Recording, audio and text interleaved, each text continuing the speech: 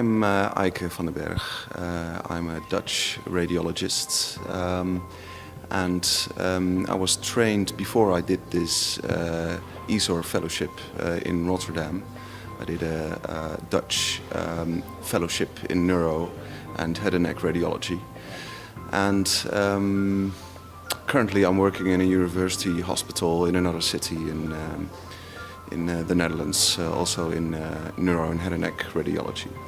I took part in the fellowship in Neuroradiology, which took place in London at the National Hospital for Neurology and Neurosurgery. I could set my own goals, more or less, within the subject of neuroradiology, obviously. So I did many things. I was present at many multidisciplinary meetings to see what their approach is in these meetings and how they solve and discuss these cases. I was present at many reporting sessions as well, and did some image interpretation myself as well, obviously, under guidance of a consultant.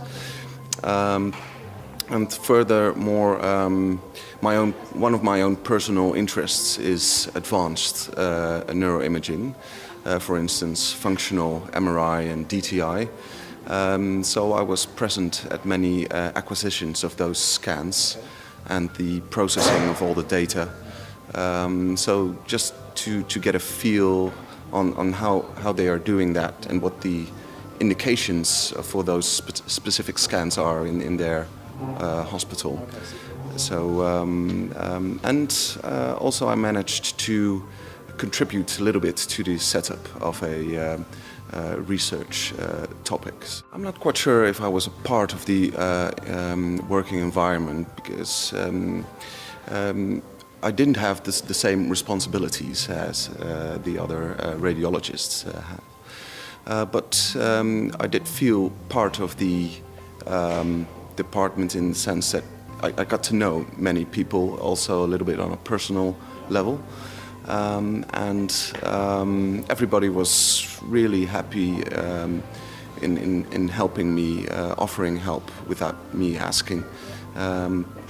So I felt really comfortable there with all my questions, and because if you have a lot of goals, although 3 months seems to be quite a long period, at the end it's still only 3 months, so you really need to use your time very efficiently, but they help me with that. Yeah, I've managed to gain more knowledge and confidence in the interpretation of the scans.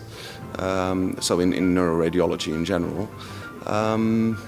I managed to learn more about the advanced imaging techniques and how in many different ways you can set up those acquisitions and how to try to learn or get the knowledge that I could use to implement those techniques myself in my own hospital. So I learned that. I also learned, actually, because I was in an unfamiliar environment, I learned to make contact with people more quickly than I'm used to do. Okay. So that was a learning experience as well, just to get to know people and trying to get what you want, more or less, within a limited time period. It's useful to work in a different hospital because every hospital has its own different approaches, and that's obviously also the case between countries. So yeah, you see the differences in the medical system. And how they approach their patient care. Another thing is when you report these MRI scans, you need to do that in a different language. So this was in English for me. So English is not very difficult for me to use, but still, if you are forced to use it in a professional setting, you really in your own country, you're used how to formulate the problems and the diagnosis, and you really need to think more about how you formulate your sentences really in an efficient way. So you learn quite a lot about the terminology actually, which can be quite helpful for the future as well. If you go to international conferences, I'm more comfortable in using the English language to describe the scans and the pathology. It's really a unique opportunity to be able to work in a different hospital, to not have the responsibilities that you have when you work in your own hospital as a consultant or a registrar.